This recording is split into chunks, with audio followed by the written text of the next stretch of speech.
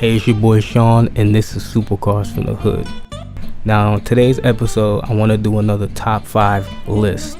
And as you can tell from the title of this video, it's going to be top 5 budget cars you can get for under $5,000. Couple disclaimers or spoiler warnings. I'm not a mechanic. I don't work in the car industry. Do your own research when it comes to finding out what the pros and cons of these cars are. Figure out what the recalls are, what flaws the car has. Talk to people who own these cars. I am just giving a list of a few cars that you can look into. I'll go into some of the specs and tell you why I would or wouldn't buy these cars and what makes the cars a good budget car for under $5,000. Now, with all that stuff out of the way, we can get to the fun part, and that's the list itself. And starting at number 5, the Ford Focus. Now, I wanted to place this higher on the list, but after I seen some of the problems that goes on with this car, I was like, nah. But for $5,000 or lower, this car is a great pickup, and that's not a pun intended in that. You know, this is a nice little car to get into. Now, you have to understand with this list, the most these cars are gonna have over 100,000 miles. If you can find one that less than that, then perfect.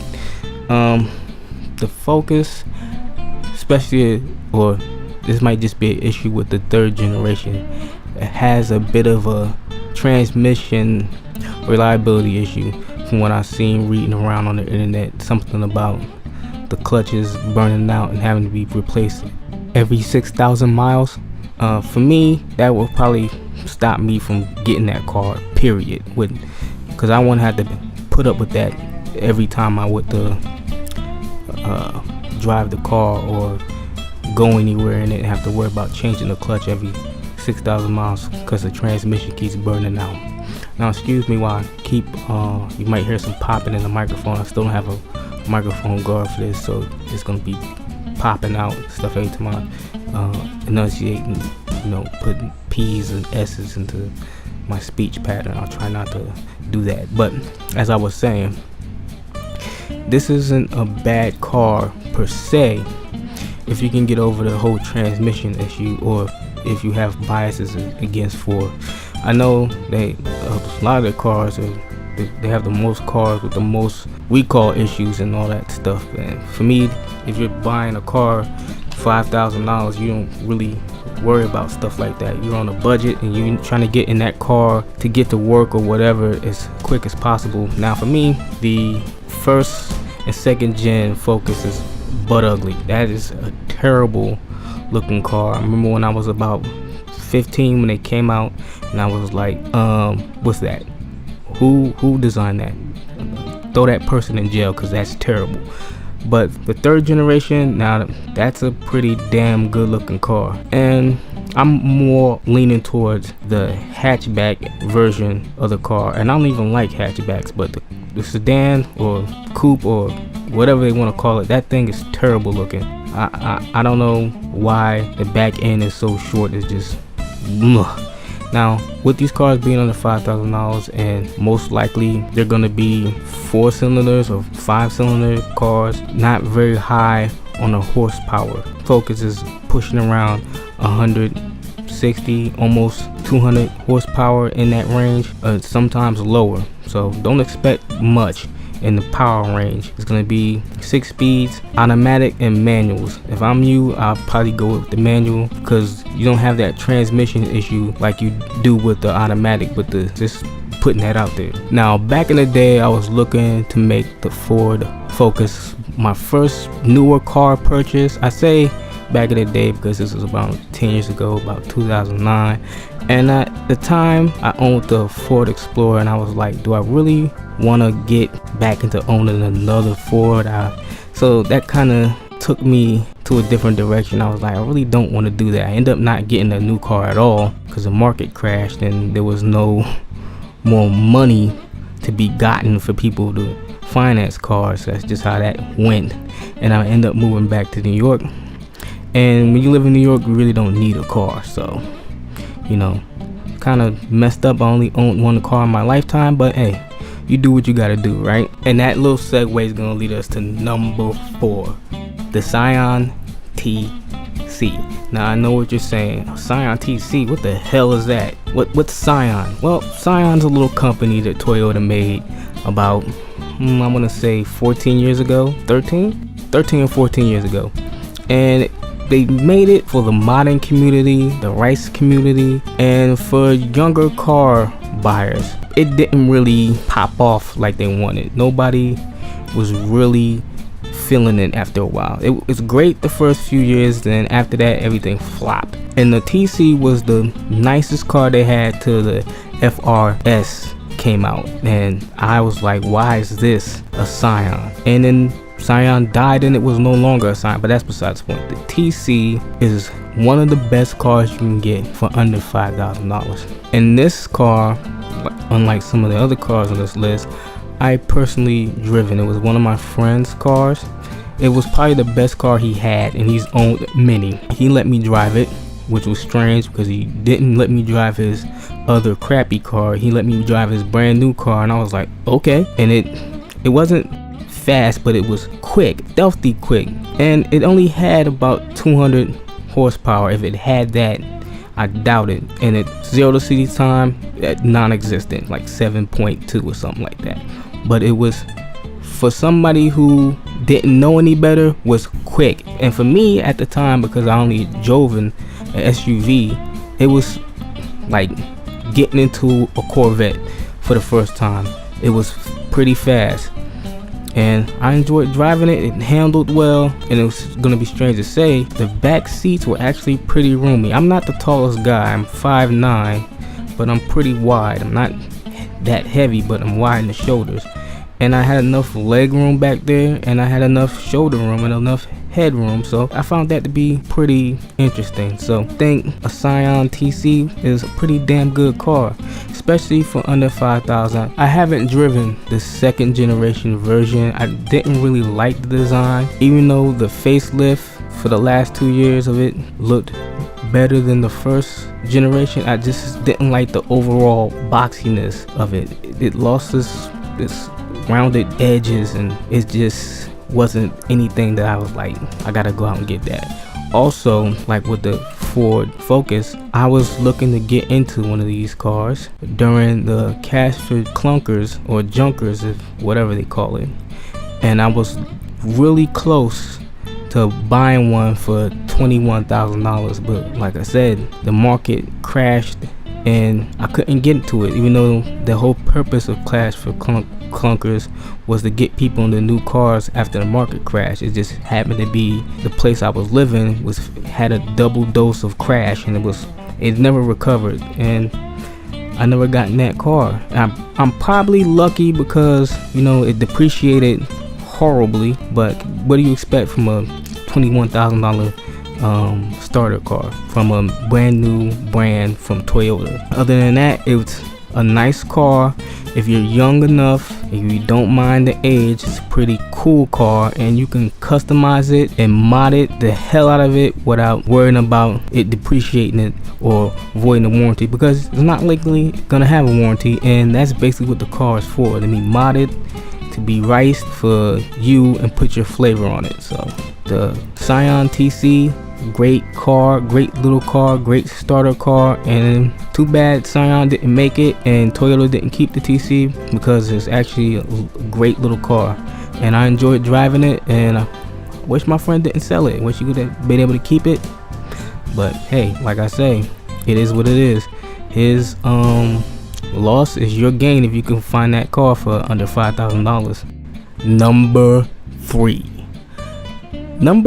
is gonna be the Volvo S40. Now, the S40 is probably gonna be the most boring car on today's list. It's a nice looking little car, but the only people I ever seen driving them were older women or mothers. It's more like a family sedan, you know. And Volvo, from what I remember, was known for its safety. not as styling, but how safe it was. And as far as I know, this was a very safe car, and I like the styling of the last generation of the car. I thought it looked fine. A lot of people don't care about style, they don't care about quirks and features. They just want a car that can get into point A to point Z, and if that's you, the Volvo S40 is the car for you. Now sadly, Volvo stopped making the S40. You know, the market changed. People want crossovers. They don't want sedans, they don't want compact cars. They want something that's relatively safe, that's large enough, and that's pretty cool. And crossovers are that. People are not into sedans anymore. You know, they want a fuel efficient, sporty little trucks. And because of that, the S40 met the fate of a lot of other cars. They just died off, at least in the American market. You know, in Europe they have other standards. You know, they do things differently over there, but here it's a no-go. It's a wrap, car's finished. And I sadly don't have a S40 story for you guys. You know, unlike some of the other cars on this list, I never driven one, never been in one, never really thought of buying one. Now if I was more of a safety type of person, more of a person that wanted to be more low-key and not seen, then this car would be the one I would go for. Now while the S40 isn't high on my personal list, I still recommend it to friends and family who are looking for a reliable car, a fuel efficient car, and a pretty safe car. So if you consider yourself friend or family, then yeah, I would recommend this car to you.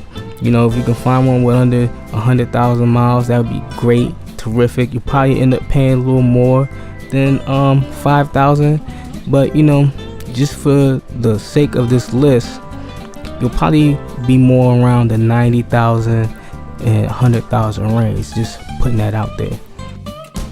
Number 2, the Subaru Legacy. Now this is the car that really started the list for me. Now let me be the first to tell you, I am not a Subaru guy. I don't know anything about them. I don't know anything about the WRX. I don't know anything about the Outbacks.